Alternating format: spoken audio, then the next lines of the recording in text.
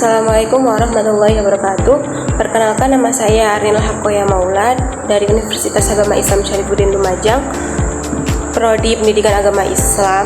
Dari kelas 3C akan menjelaskan sedikit tentang pengembangan pendekatan pembelajaran, mata kuliah, model dan strategi belajar mengajar dengan dosen pengampu Dr. Ahmad Ikhwanul Muttaqin MPDI. Materi ini akan membahas 6 pendekatan pembelajaran yang umum digunakan dalam pendidikan. Yang pertama yaitu problem based learning, yang kedua yaitu project based learning, yang ketiga discovery learning, yang keempat inquiry learning, cooperative learning, dan CTL atau collaborative for teaching and learning. Dan setiap pendekatan ini memiliki karakteristik dan keunggulan dan kelemahan yang berbeda, sehingga penting untuk memahami dan memilih pendekatan yang tepat sesuai dengan tujuan pembelajaran dan karakteristik siswa. Yang pertama yaitu problem based learning. Problem based learning atau yang bisa disingkat dengan PBL adalah pendekatan pembelajaran yang berpusat pada siswa, di mana siswa diajak untuk belajar melalui pengalaman memecahkan masalah yang nyata dan kompleks. Karakteristik PBL ini sendiri yaitu berpusat pada masalah, menekankan proses atau siswa diajak untuk berpikir kritis, memecahkan masalah dan bekerja sama. Yang ketiga yaitu self-direct learning atau siswa bertanggung jawab untuk mengarahkan pembelajaran mereka sendiri, mencari informasi dan membangun pengetahuan. Yang keempat yaitu interdisipliner atau PBL ini dapat mengintegrasikan berbagai disiplin ilmu untuk memecahkan masalah yang kompleks. Yang kedua yaitu project based learning atau PJBL. Project based learning adalah pendekatan pembelajaran yang melibatkan siswa dalam proyek jangka panjang yang autentik dan bermakna. PJBL ini mendorong siswa untuk menerapkan pengetahuan dan keterampilan mereka dalam konteks nyata, bekerja sama dalam tim, dan mempresentasikan hasil kerja mereka kepada audiens yang nyata.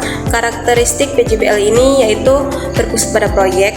Jadi pembelajaran berfokus pada proyek yang autentik dan bermakna bagi siswa. Yang kedua yaitu berorientasi pada hasil, yakni PJBL menekankan pada hasil belajar yang nyata dan terukur, seperti produk, presentasi, atau karya seni. Yang ketiga yaitu kolaboratif. Jadi PJBL ini melibatkan siswa dalam kerja kelompok untuk menyelesaikan proyek bersama. Dan yang terakhir yaitu berbasis masalah. PJBL ini seringkali melibatkan siswa dalam memecahkan masalah yang nyata yang relevan dengan kehidupan mereka. Yang ketiga yaitu discovery learning. Discovery learning adalah pendekatan pembelajaran yang menekankan pada proses penemuan pengetahuan oleh siswa itu sendiri. Guru berperan sebagai fasilitator yang memberikan kesempatan kepada siswa untuk mengeksplorasi, bereksperimen, dan menemukan pengetahuan baru untuk pengalaman langsung. Karakteristik discovery learning ini sendiri yang pertama yaitu berpusat pada siswa. Jadi discovery learning ini siswa aktif mencari pengetahuan melalui eksplorasi dan penemuan. Yang kedua yaitu berbasis pengalaman. Pembelajaran didasarkan pada pengalaman langsung seperti eksperimen, observasi, atau simulasi. Yang ketiga yaitu menekankan proses. Discovery learning ini lebih menekankan pada proses pembelajaran daripada hasil akhir. Yang keempat yaitu bersifat induktif. Jadi, siswa diajak untuk menemukan konsep umum dari pengalaman spesifik. Yang keempat yaitu inquiry learning. Inquiry learning adalah pendekatan pembelajaran yang berpusat pada pertanyaan dan penyelidikan. Jadi, siswa diajak untuk mengajukan pertanyaan, menyelidiki, dan menemukan jawaban atas pertanyaan mereka sendiri. Karakteristik inquiry learning yang pertama yaitu berpusat pada pertanyaan. Pembelajaran dimulai dengan pertanyaan yang diajukan oleh siswa. Yang kedua yaitu menekankan proses. Jadi inquiry learning ini lebih menekankan pada proses pembelajaran daripada hasil akhir. Yang ketiga yaitu kolaboratif. Jadi, seringkali melibatkan siswa dalam kerja kelompok untuk menyelidiki pertanyaan bersama. Dan yang terakhir yaitu bersifat terbuka. Inquiry learning ini tidak memiliki jawaban yang pasti, sehingga mendorong siswa untuk berpikir kreatif dan mencari solusi yang inovatif. Kemudian cooperative learning.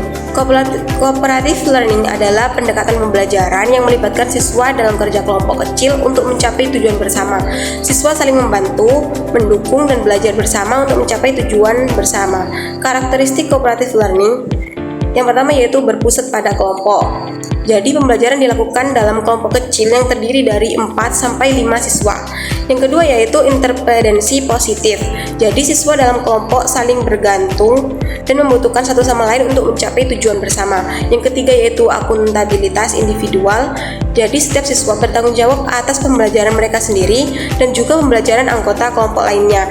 Dan yang keempat yaitu keterampilan interpersonal.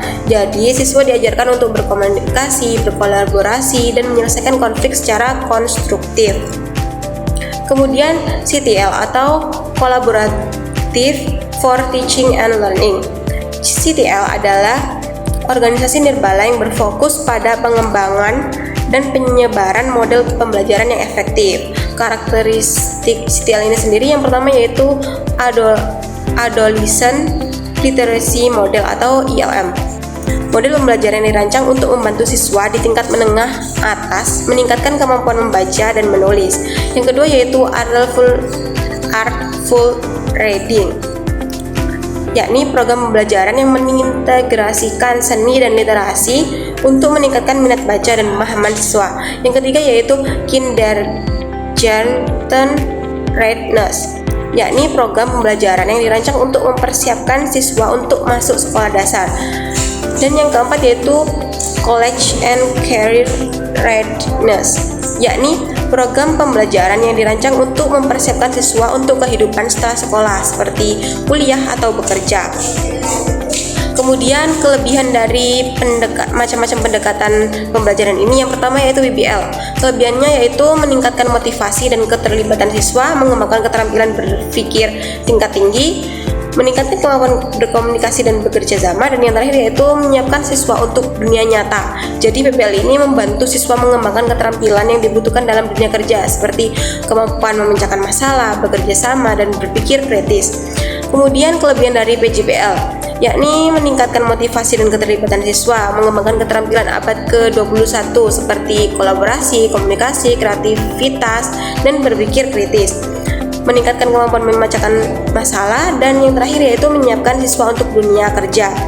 Kemudian kelebihan dari discovery learning, yakni meningkatkan motivasi dan keterlibatan siswa, mengembangkan keterampilan berpikir tingkat tinggi, meningkatkan kemampuan memecahkan masalah, dan menumbuhkan rasa ingin tahu. Kemudian kelebihan dari inquiry learning, meningkatkan motivasi dan keterlibatan siswa, mengembangkan keterampilan berpikir tingkat tinggi, meningkatkan kemampuan berkomunikasi dan bekerja sama, dan menumbuhkan rasa ingin tahu siswa. Yang kelima yaitu cooperative learning. Kelebihannya meningkatkan motivasi dan keterlibatan siswa, mengembangkan keterampilan sosial dan interpersonal, meningkatkan kemampuan belajar, dan meningkatkan rasa percaya diri. Kemudian yang terakhir yaitu kelebihan dari CTL. Kelebihan dari CTL ini yang pertama yaitu model pembelajaran yang teruji, program dan sumber daya yang komprehensif, dan dukungan profesional bagi guru seperti pelatihan, konsultasi, dan bimbingan. Kemudian kelemahan dari pendekatan pembelajaran ini yang pertama yaitu PBL. Kelemahannya yaitu membutuhkan waktu dan persiapan yang matang, membutuhkan sumber daya yang cukup, dan sulit untuk menilai. Kelemahan dari PJBL yaitu membutuhkan waktu dan sumber daya yang cukup, membutuhkan guru yang kreatif dan terampil, dan sulit untuk menilai. Sedangkan kelemahan dari discovery learning yaitu yang pertama, membutuhkan waktu dan sumber daya yang cukup, membutuhkan guru yang terampil, dan sulit untuk menilai. Yang keempat yaitu inquiry learning. Kelemahannya membutuhkan waktu dan sumber daya yang cukup, membutuhkan guru yang terampil, dan sulit untuk menilai.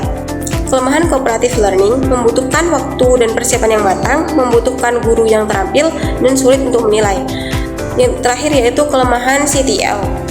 Tidak semua program CTL ini tersedia di semua wilayah dan membutuhkan biaya. Jadi, saran bagi guru dapat mencoba untuk menggabungkan beberapa pendekatan pembelajaran dalam satu kelas untuk meningkatkan motivasi dan keterlibatan siswa. Guru juga dapat memanfaatkan sumber daya yang disediakan oleh CTL untuk meningkatkan kualitas pembelajaran. Guru juga dapat melakukan riset, dan mempelajari berbagai pendekatan pembelajaran yang ada untuk menemukan pendekatan yang paling efektif untuk siswa. Kemudian guru juga dapat mencoba menggabungkan beberapa pendekatan pembelajaran dalam satu kelas untuk meningkatkan motivasi dan keterlibatan siswa. Guru dapat memanfaatkan sumber daya yang disediakan oleh CTL untuk meningkatkan kualitas pembelajaran, dan guru dapat berkolaborasi dengan guru lain untuk berbagai pengalaman dan ide tentang pendekatan pembelajaran yang efektif. Demikian presentasi dari saya, kurang lebihnya mohon maaf. Wassalamualaikum warahmatullahi wabarakatuh.